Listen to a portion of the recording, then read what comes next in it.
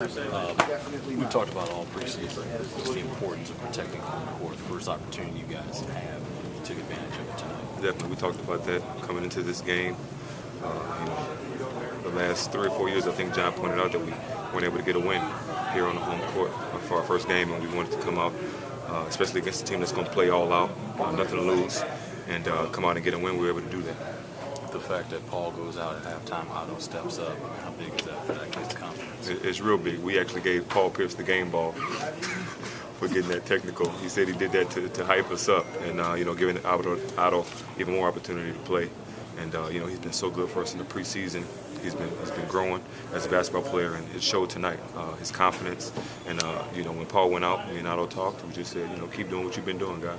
And he came out and played great. Was the play inside in the A and marching so dominant that it basically opened that up for you guys to do? Exactly. We played the epitome of inside-out basketball.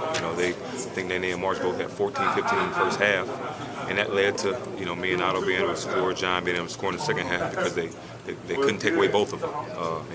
Nene and March still did a great job of finding each other in the paint in the second half, and Otto hit some shots, I hit some shots, John hit some shots. It was a total team effort offensively. I know we talk about Nene in the past about how vital he is, even when he's not scoring.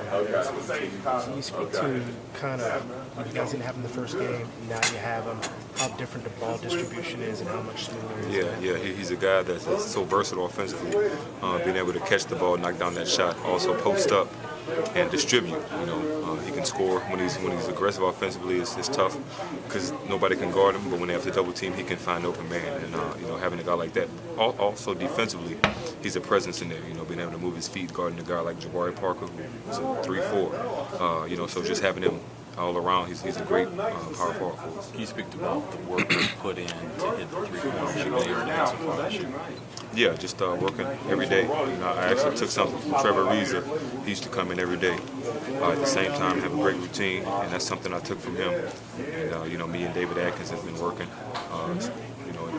Off season, but even since training camp, every day, continuing to get better. And I want to hit all of them. I'm mad on this too. How much is just that confidence kind of bleeding into the other parts of your game? You get steals, basketball. Definitely. First and foremost, I'm a defender. And that's one thing we wanted to continue in Orlando. We turn defense into offense, and that's what we talked about here. So I think that might have been our first basket, turn the defense into offense literally. So and that leads into offensive game, and confidence on the court in general. Yeah, we saw Ted came to address you guys after the game. What was the message you wanted to deliver for you guys? Actually, he was talking to Paul about what happened.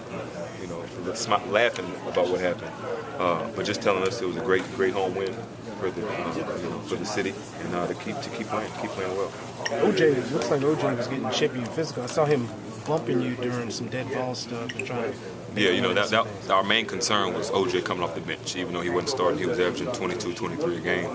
And Witt, made it a point to tell me to cut that water off him, Witt and Coach Don Zierden. So that was my main focus. Offensively, I wasn't really worried about what happened. I was trying to, stop Chris Middleton and stop OJ Mayo.